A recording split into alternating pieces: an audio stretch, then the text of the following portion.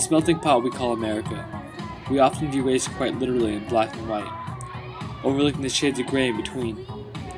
As an Asian American, I've always struggled being a race of another shade, beyond black and white.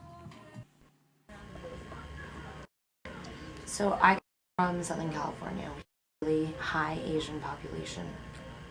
And in Southern California, because you have such large communities of Asian just youth, you have a lot of pressure going on, a lot of self-perpetuating pressure that just cycles around. And part of that is the issue of beauty image. For girls, at least in my experience, particularly in high school, you would see a lot of Asian girls doing very intensive highlighting of their hair, if not even highlighting to a point of complete blondness, but at least highlighting to a point where you had brown hair, you had red hair, you had, very light brown hair. There was very few individuals who were cool that had all black hair. I mean, you had to have at least some sort of highlight going on, basically.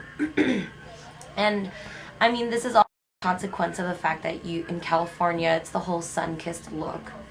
You have to look, as if you go to the beach every day and you tan and you look brown and you look healthy.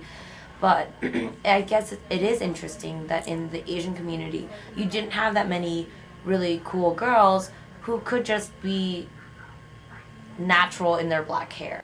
Growing up, my mom and I always have looked very different. My mom is, we're about the same height. Obviously, when I was younger, she was way taller. But she's very fair-skinned, and she has a very high bridge in her nose, and she has really, really big eyes. I mean, we both have that crease, but my eyes are a lot smaller, and I'm like naturally really tan. So I remember every time my mom and I used to go back to China, people always be like, oh, like, is this your relative? Like, are you babysitting this girl? Like, what's going on? And my mom would be like, no, this is actually my daughter. And, immediately they would try to be, like, overly friendly. And so a lot of salespeople would be like, oh, your daughter looks so healthy. She must spend a lot of time out in the sun. And really, I didn't. I was just really that dark. But I think there's the connotation that, oh, it's so unfortunate that she didn't inherit your good genes. She's not really as pale. Her eyes are smaller. I do remember, like, throughout high school, people would, compliment me because I had, like, big eyes and whatnot. And I think that kind of shows, like, how Eurocentric beauty is, because they're, the reason I got complimented wasn't because of something that was, like, Asian or Asian American per se, but something that was more just, like big eyes is like a characteristic of a lot of models and whatnot in magazines, like white models in magazines. Yeah, I think there's a Eurocentric norm, and I think it pisses off everyone. I have to curl my eyelashes every day. Why? I don't know, because curled eyelashes are hot apparently, and my eyelashes aren't curled. So how girls get that like wavy look, that beach California look.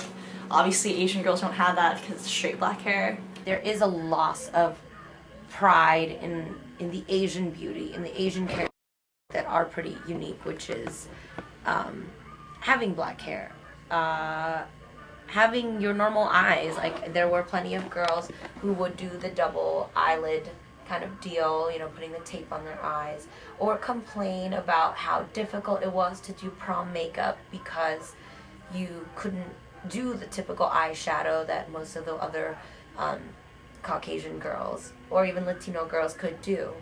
When we talk about Eurocentric norms of beauty, I think one of the really interesting things that we find amongst Asian Americans is the popularity of certain types of plastic surgery. Most popular of which is the single to double eyelid surgery. And then there's other types which include increasing the bridge of the nose and various other things that basically the common theme is to make women with very Asian-looking features look more European or more Caucasian. I think the fact that people do get eyelid surgery is obviously an example of having Eurocentric, ideals of beauty. And it's inevitable, like, just the type of media that we're exposed to, growing up. Like, course. It is not natural to want to completely change your eye structure, change physical parts of your cheekbones and your skin color to fit in. So girl's walking down the street. She's Asian. She has blonde hair, dyed, and blue contact lens. What do you think? She's obviously portraying some aspects of self-hate, and that's probably because of the fact that, mass media today projects this image of what you're supposed to be. In the 1954 landmark case, Brown versus Board of Education, psychologist Kenneth Clark conducted a doll study that revealed racial self-perceptions of inferiority among black youth. 2 years ago, Kiri Davis, a 17-year-old Harlem, New York student, revisited the doll study and found that her results were still disturbingly similar to those of Clark. I decided to conduct a study of my own on young Asian American children in Philadelphia's Chinatown to find my own answers to these questions.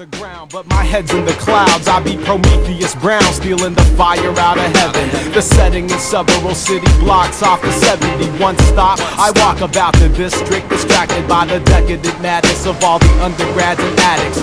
Club rats, head space cadets, and pragmatics. One of the few places that they coexist on the planet. Before my study, I interviewed children from 2 different local schools, the Chinatown Learning Center and Holy Redeemer Elementary School. Which doll do you think is prettier? This one? That one?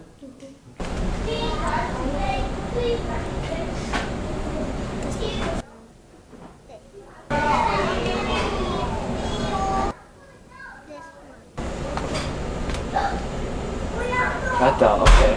And why do you think it's prettier?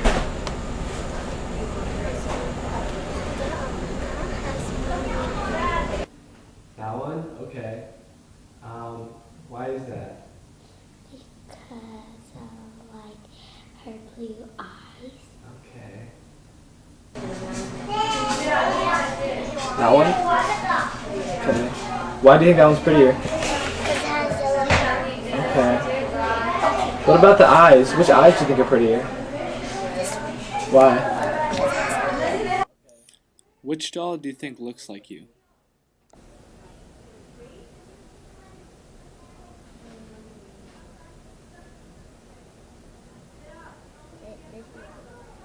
Okay.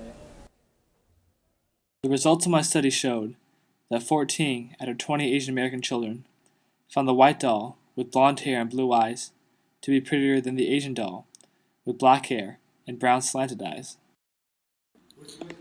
As discouraging as these results seemed, there was a silver lining in my study in the form of moments that made me smile in pride for being Asian American. And which eyes do you think are prettier? The brown ones. The brown ones? Why is that? Because it matched my eye. Yeah. This one. This one? Okay. Why is that? Because this one eyes just like real people eyes. Okay. You're right. And I left with a newfound optimism in what it means to look like me.